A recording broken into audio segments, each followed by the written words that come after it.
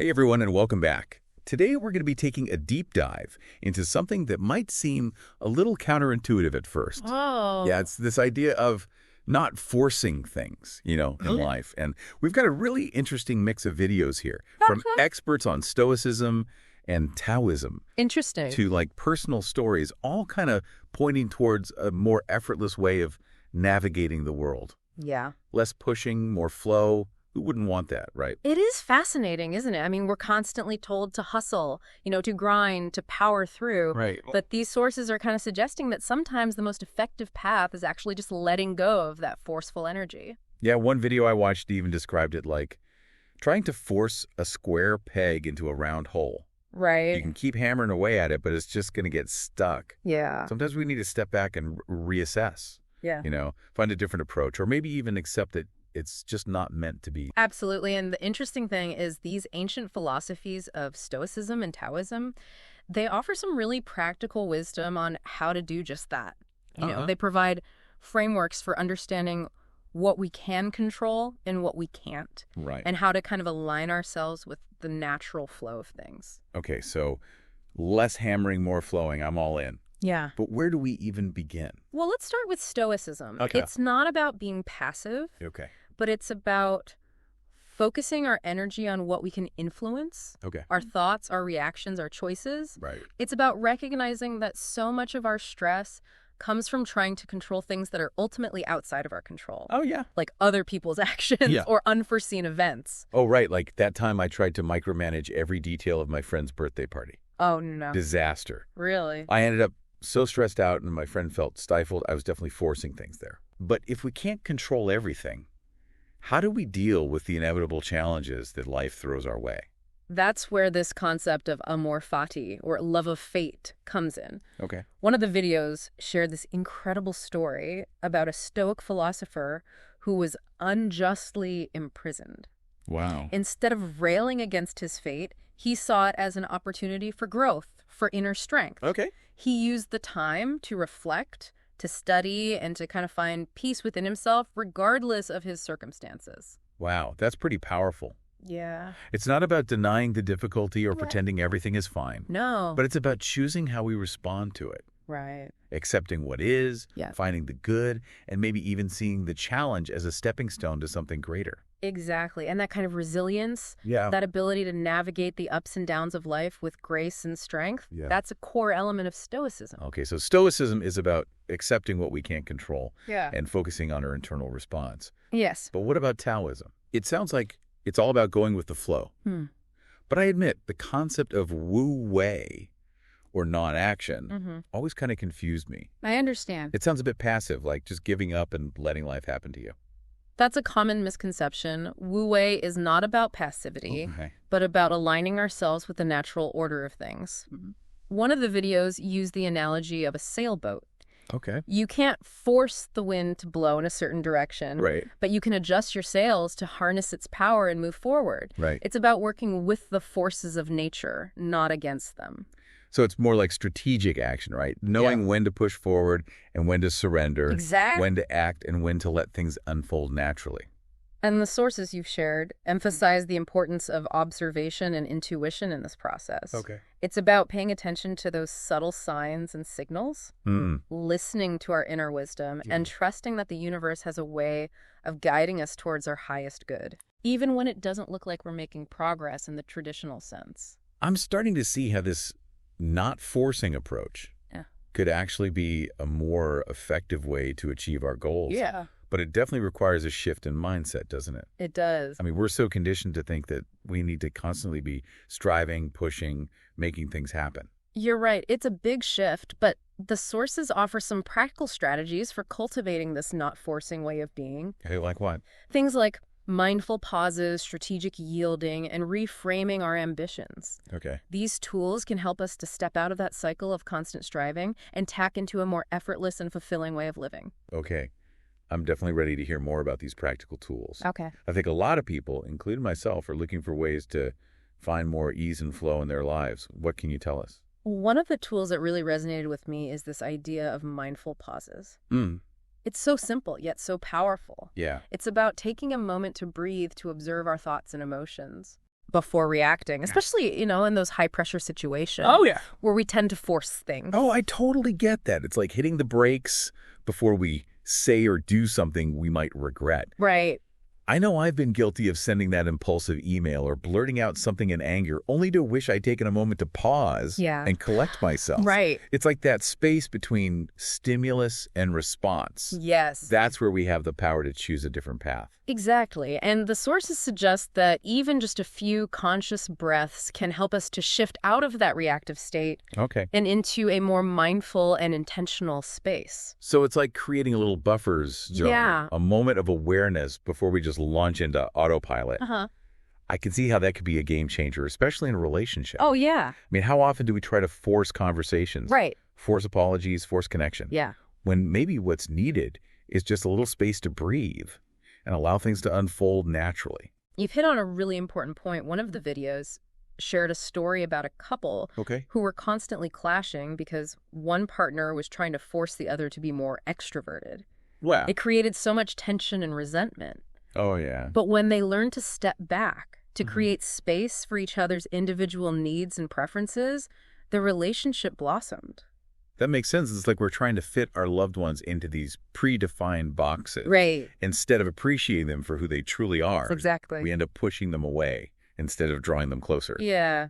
It seems like not forcing in relationships is really about acceptance, isn't it? Accepting our loved ones, flaws and all, and allowing them the freedom to be themselves. Absolutely. It's about letting go of that need to control or change them. Yeah. And instead focusing on building connection, trust, and understanding. Which can be really hard, especially if we've got these ingrained patterns of trying to fix or control things. Yeah. But I'm curious about this idea of strategic yielding. What does that look like in practice?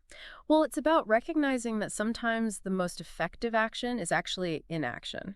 Yeah. It's about knowing when to step back. To delegate, or to simply let a situation play out without our intervention. One of the videos gave the example of a CEO who learned to trust his team instead of micromanaging every decision. So instead of always being the one pushing and driving things forward, he stepped back and allowed his team to take ownership and shine. Right. I bet that was a huge challenge for him. Yeah. But it probably created a more empowered and engaged team in the long run. Exactly. And it freed him up to focus on the bigger picture, the strategic vision, rather than getting bogged down in the day-to-day details. That's a great example of how not forcing can actually lead to greater effectiveness and even success in our careers. But it's funny, isn't it? What's that? We're so conditioned to think that success is all about hustle and grind. Right. About constantly pushing ourselves to the limit. But these sources suggest that maybe there's a different path, a more sustainable and fulfilling way to achieve our goals. Right. It's about working smarter, not harder. Yeah. It's about aligning ourselves with our natural strengths and passions. Right. And finding that sweet spot where effort feels effortless. Right. One of the experts called it finding your flow state. Oh, yeah. Where you're so engaged in what you're doing that time seems to melt away and you lose yourself in the process. Okay. I definitely want to find more of that flow state in my life. Yeah. It sounds so much more enjoyable than the constant pressure and striving we often subject ourselves to. I agree. But how do we actually cultivate that sense of flow? Okay. Is it just about finding the right job? Or the right relationship? Or is there something deeper at play here? I think it goes deeper than that. It's about a shift in mindset. Okay. A shift in how we define success and ambition. The sources suggest that instead of obsessing over specific outcomes, we focus on the process, on the journey itself. Okay. It's about finding joy in the doing, in the learning, in the growing. Right. Even when things don't go exactly as planned. So it's not about abandoning our goal. No. But about reframing how we approach them right. Right. It's about focusing on the present moment. Yeah. On enjoying the ride. Yeah. Rather than always being fixated on the destination. Yes. And it's about recognizing that sometimes the most direct path isn't always a straight line. Okay. You know, there might be detours, setbacks, unexpected challenges along the way. Yeah. But instead of seeing these as failures, right, we can choose to see them as opportunities for learning, for growth, yeah, even for course correction. It's like that saying, sometimes you win, sometimes you learn. Yeah. It's about embracing the whole journey, the ups and downs, the twists and turns, and trusting that it's all leading us somewhere meaningful, even if we can't see the bigger picture just yet. Uh-huh. But I think for a lot of people, that requires a huge leap of faith, doesn't it? It does. To let go of that need to control. Yeah. To trust that the universe has our back. You're right. It's a big leap, and it's not always easy. Right. But the sources suggest that this trust is cultivated through practice. It's like building a muscle. Okay. The more we practice surrendering to the flow of life, Yeah. the more we experience the wisdom and support that's always available to us. So it's not about becoming passive or giving up our agency. Right. It's about finding that balance between effort and allowing. Exactly. Between action and surrender. And I'm curious, in your own life, Yeah. have you found that this not forcing approach has actually helped you to achieve your goals in a more effortless way? You know, it's funny you should ask that I used to be a chronic overachiever. Oh. Always pushing myself to the limit, trying to control every outcome. And it led to a lot of stress and burnout. Yeah. But as I've started to incorporate these principles of not forcing into my life, Yeah. I found that things actually seem to flow more smoothly. Opportunities seem to appear at just the right time. Obstacles seem to dissolve more easily. Right? And I feel a greater sense of peace and ease in the process. That's so inspiring to hear. I think a lot of people, myself included, Yeah. could learn a lot from that. But it's one thing to understand these concepts intellectually, Right. and another to actually embody them in our daily lives. What are some practical tips for making that shift, Okay. for moving from force to flow? Well, one of the most powerful practices I've found is cultivating stillness. Stillness, huh? It seems so counterintuitive in our always-on go world, Right. but carving out even a few minutes each day for quiet reflection can make a huge difference. You know, I've always struggled with meditation. Yeah, My mind just races with to-do lists and worries. I get it. But I do find that spending time in nature, hiking, gardening, even just sitting under a tree, helps me to slow down and reconnect with myself. Right. Is that kind of what you mean by stillness?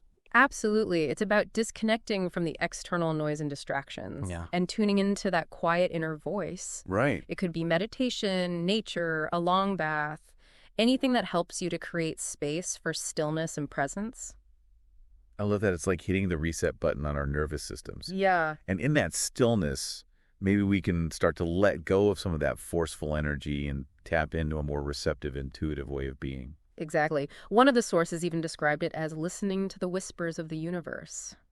When we quiet our minds, we create space for insights, guidance, and creative solutions to kind of emerge. That's so cool. Like we're opening ourselves up to a whole other level of wisdom and support that's always there. Right. But we're often too busy or distracted to access it. Right. And it's in that space of stillness that we can start to cultivate a deeper sense of trust.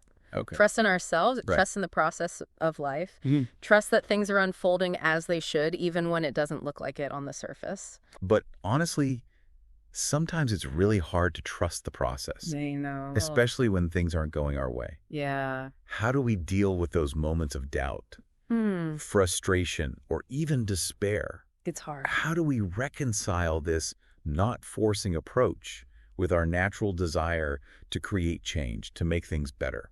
One of the videos I watched used a really powerful analogy. Okay. They talked about the difference between a gardener and a carpenter. Okay. A carpenter has a very specific plan, Okay. a blueprint they're following to create a finished product. Right. But a gardener works with the elements, with the natural rhythms of growth and decay. Yeah. They plant seeds, they nurture them, they provide the right conditions. Yeah. But ultimately, they can't force a flower to bloom before it's ready. Wow. I love that analogy. Yeah. So it's about recognizing that we can't control everything, but we can create the conditions for growth and transformation. Exactly. We can plant the seeds, we can tend the garden, Right. but we have to surrender to the timing of the universe. Exactly. And sometimes that means letting go of our attachment to a specific outcome. Yeah. And trusting that something even better might be emerging, something we couldn't have even imagined. That takes a lot of courage, doesn't it? To step into the unknown, to surrender to the mystery of it all. It does, but the rewards can be immense. Yeah. When we let go of that rigid grip on how things should be, Right. we open ourselves up to a world of possibilities, to a life that's more flowing, more spontaneous, more joyful.